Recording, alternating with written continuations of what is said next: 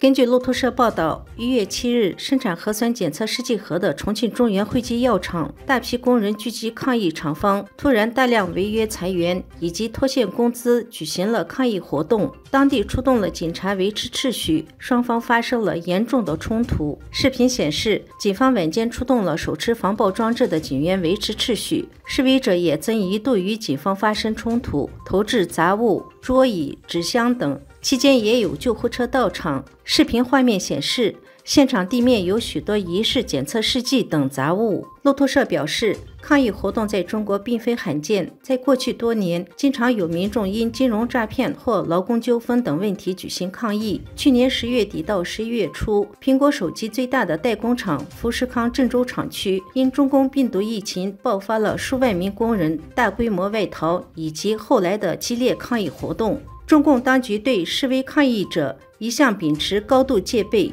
严厉镇压以及秋后算账的态度。1月7日，蚂蚁集团宣布了上层结构大变动，阿里巴巴创办人马云将不再实际控制蚂蚁集团。马云此番放弃控制权，分析认为不排除有2种可能性：一是来自政府的要求，为了把马云的控制权分散；第二，或者是出于马云个人的意愿，不想在中国目前的经济形势下继续操盘经营，等于隐退江湖。马云在短短的2年内退出阿里巴巴董事会，放弃蚂蚁实控权，或可预示中共统治下的民营企业家的最终结局。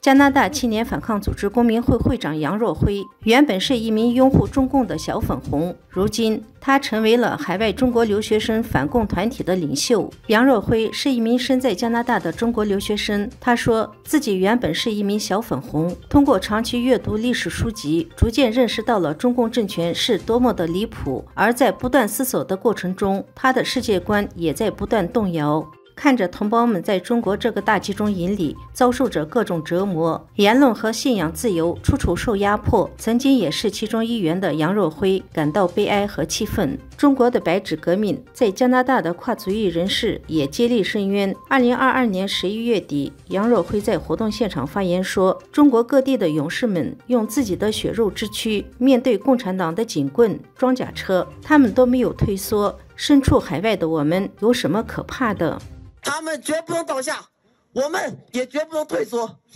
我们绝不能让刽子手显得高大，好挡住属于这片土地自由的风。尽管中国疫情在爆炸式增长，但中共当局仍然拒绝接受美国提供的疫苗援助。根据彭博社日前的报道，由于担心出现新的变异毒株以及对全球经济造成冲击，美国已反复通过各种渠道提出向中国提供信使核糖核酸疫苗等援助，但中共当局一直坚称局势完全可控，不需要援助。有防疫专家称，人为的限制获得外部疫苗援助，无意造成不必要的死亡。英国《每日邮报》日前引述安全情报人员披露，英国政府出于对国防安全的考虑，近期对政府部长和外交官使用的公务车辆进行了检测。安保人员在一个从中国进口的密封零组件中发现了能够传达定位信息的 SIM 卡。消息人士认为，中方的目的可能是借助跟踪器打造资料库，以此搜集中方感兴趣的潜在位置和地址。英国保守党前党魁史密斯指出，上述发现的问题显示，英国已经到了把中国视为系统性威胁的时候。另有专家认为，该事件可能显示俄罗斯与中国的情报机构对英国部长级官员实施了远程跟踪。